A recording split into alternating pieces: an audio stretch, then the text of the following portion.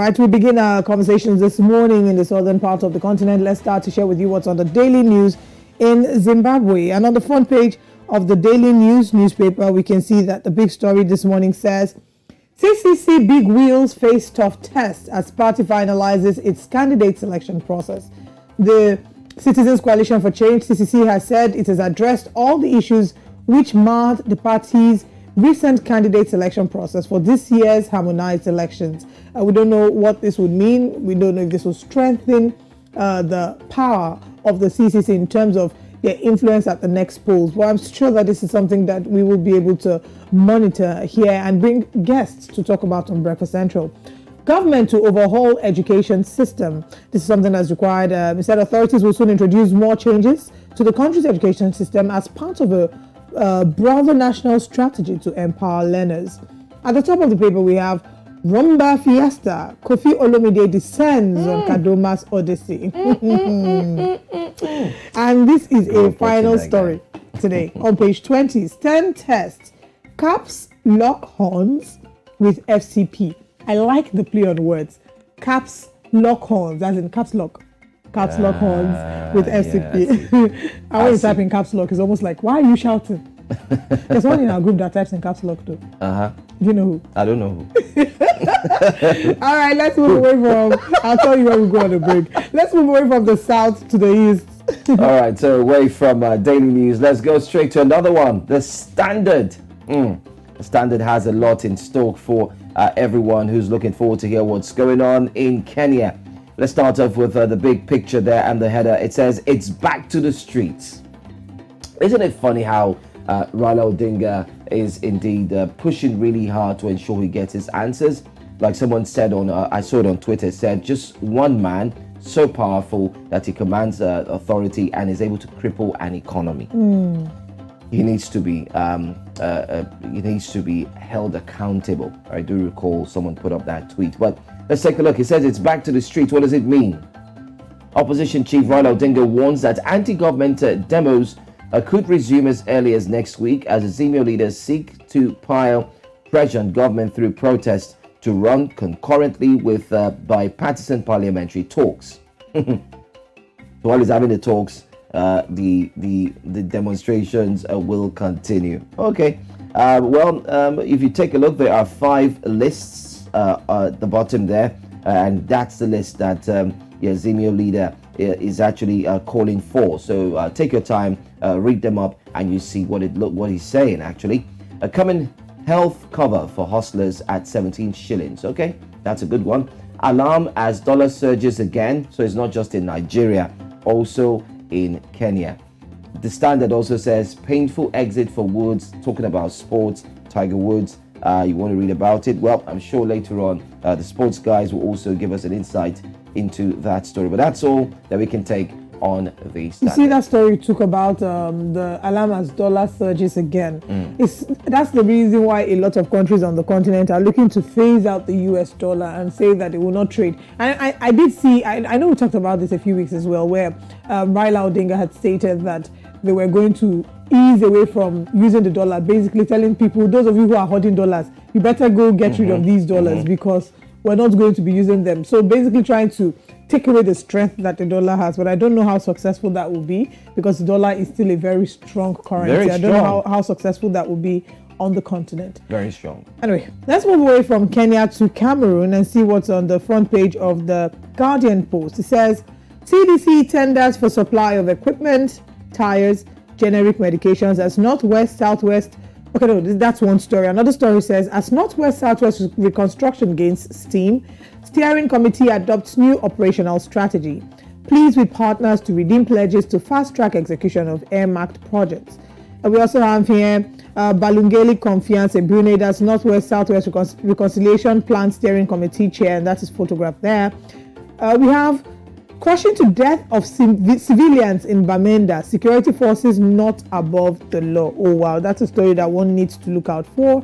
It says on Wednesday, Bamenda, the Northwest Regional Capital, came to a standstill as the population joined bike riders to protest the crushing to death of one of their colleagues and his passenger in the city.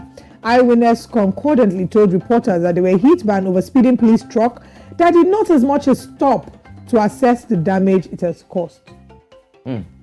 So the police officers were speeding, a speeding police truck killed a bike rider and the passenger. And indeed, security forces are not above the law.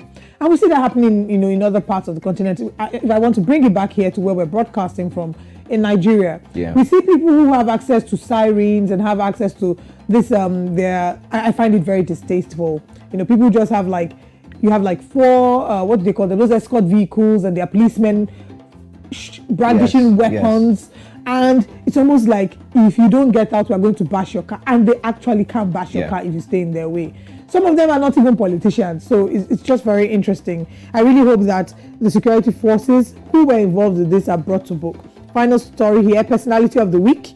We have Brigadier General Hosseini Jibo, and he's the 5th Gendarmerie Region Commander, and he's the personality of the week. I really like that Guardian Post does that. Every Friday, they celebrate the personality of the week. As well. Because people are deserving of being celebrated. And we also think that you watching, you are deserving of being celebrated. And we do that every day when we show up, and you show up with us. So we thank you for making your time here with us. Daily Sun, Daily Sun, Daily Sun, Daily Sun.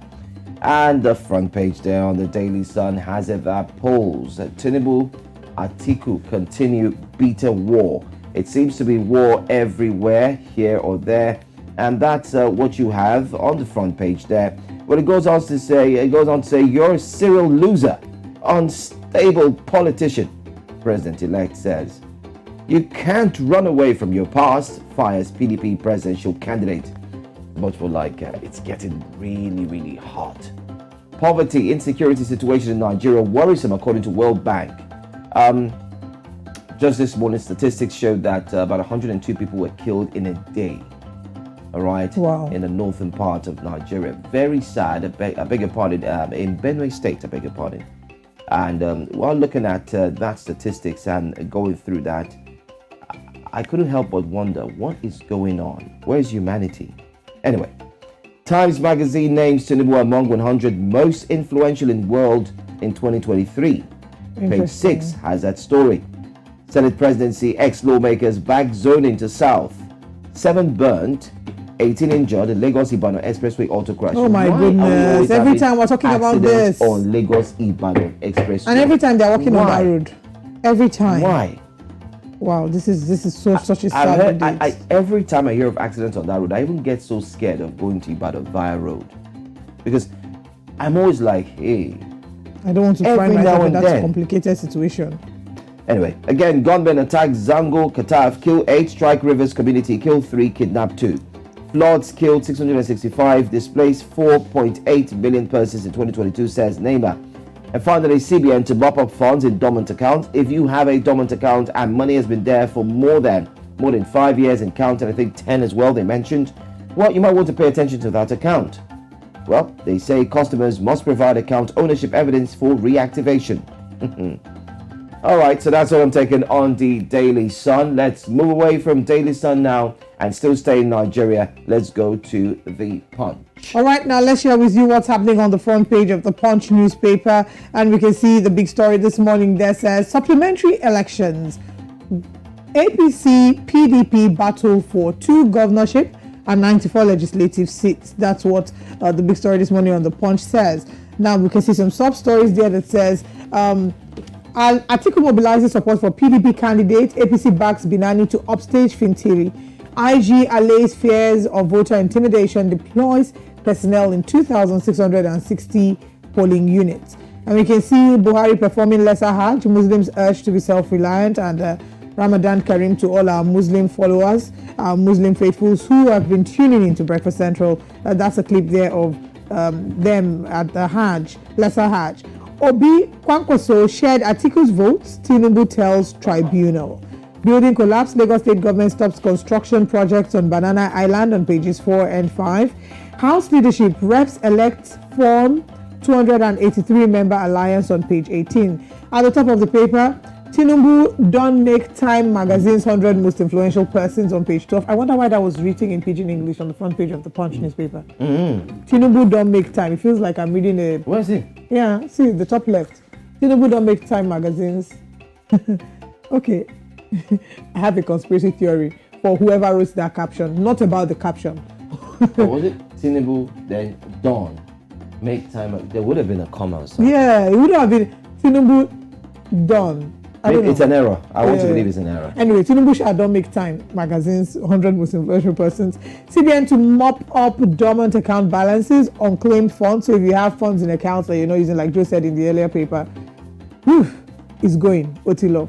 Fuel subsidy, oil theft, gulp, 29 trillion naira says government. Federal government is obviously planning to take away fuel subsidy, and we're counting down to June.